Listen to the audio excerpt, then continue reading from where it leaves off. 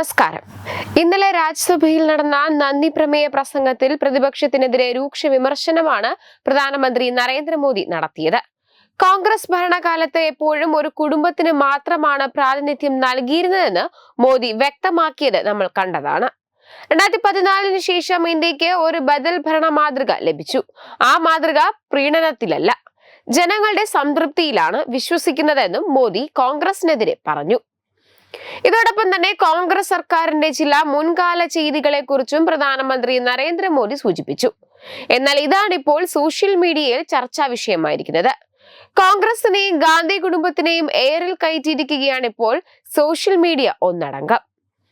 1975 ഇന്ദിരാഗാന്ധിയുടെ നേതൃത്വത്തിലുള്ള സർക്കാർ അടിയന്തരാവസ്ഥ ഏർപ്പെടുത്തിയ ഇരുണ്ട ദിനങ്ങളെക്കുറിച്ചും അഭിപ്രായ സ്വാതന്ത്ര്യം എങ്ങനെ അടിച്ചമർത്തപ്പെട്ടു എന്നതിനെക്കുറിച്ചും പ്രതിപക്ഷ നേതാവ് രാഹുൽ ഗാന്ധി ഓർമ്മിപ്പിക്കുന്ന കാര്യങ്ങളായിരുന്നു പ്രധാനമന്ത്രി പറഞ്ഞത്. ഇന്ദിരാഗാന്ധിയുടെ നേതൃത്വത്തിലുള്ള ഭരണകൂടത്തിന്റെ സ്വേച്ഛാധിപത്യത്തെ പിന്തുണയ്ക്കാത്തതിനാൽ നടൻ ദേവ് ആനന്ദിന്റെ സിനിമകൾ ദൂരദർശനിൽ സംപ്രേഷണം ചെയ്യുന്നത് വിലക്കിയിരുന്നതായി പ്രധാനമന്ത്രി അനുസ്മരിച്ചു. നടൻ ബൽരാജ് സാഹിനിയും ഗാനരചയിതാവ് മജ്റൂഫ് സുൽത്താൻപുരിയും എങ്ങനെയാണ് അറസ്റ്റിലായതെന്നും പ്രധാനമന്ത്രി പ്രതിപക്ഷത്തോട് ചോദിച്ചു. അടിയന്തരാവസ്ഥ കാലത്ത് ദൂരദർശൻ മാത്രമായിരുന്നു രാജ്യത്ത് പ്രവർത്തിച്ചിരുന്ന ഏക ടെലിവിഷൻ ചാനൽ.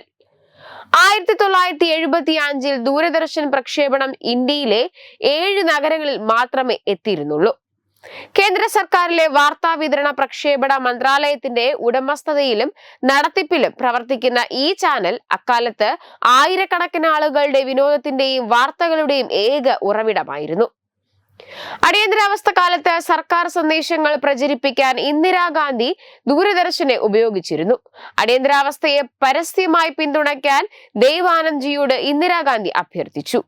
എന്നാൽ അദ്ദേഹം ധീരനായിരുന്നു. സ്വേച്ഛാധിപതിയായ ഭരണാധികാരിയുടെ അവകാശത്തെ അദ്ദേഹം തള്ളിക്കളഞ്ഞു. അടിയന്തരാവസ്ഥയെ പിന്തുണയ്ക്കാൻ അദ്ദേഹം പൂർണ്ണമായും വിസമ്മതിച്ചു. ഇതോടെ ഇന്ദിരാഗാന്ധി ദേവ് ആനന്ദിന്റെ സിനിമകൾ ദൂരദർശനിലൂടെ സംപ്രേഷണം ചെയ്യുന്നതിന് വിലക്ക് ഏർപ്പെടുത്തുകയായിരുന്നു.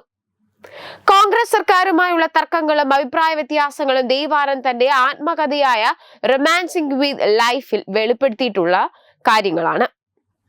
1951 മുംബൈയിലെ ഒരു തൊഴിലാളി പ്രസ്ഥാനത്തിൽ നെഹ്റു വിരുദ്ധ കവിത ചൊല്ലിയതിന് മജ്റൂഫ് സുൽത്താൻപുരിയെ അറസ്റ്റ് ചെയ്യുകയും മാപ്പ് പറയാൻ വിസമ്മതിച്ചതിനെ തുടർന്ന് 1 വർഷം ആർത്തർ റോഡ് ജയിലിൽ കഴിയേണ്ടി വരികയും ചെയ്ത സംഭവത്തെക്കുറിച്ചും പ്രധാനമന്ത്രി നരേന്ദ്രമോദി രാജ്യസഭയിൽ അനുസ്മരിച്ചു.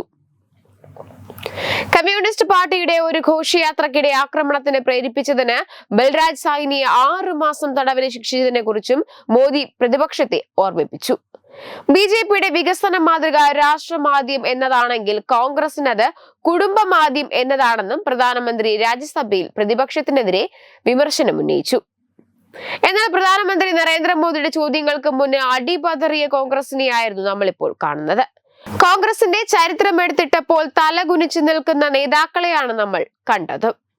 വെബ് ഡെസ്ക് തത്തുമൈ news. Branding partner Edubix online executive education. Focus physiotherapy centre Pattom. Unnat engineering Gujarat.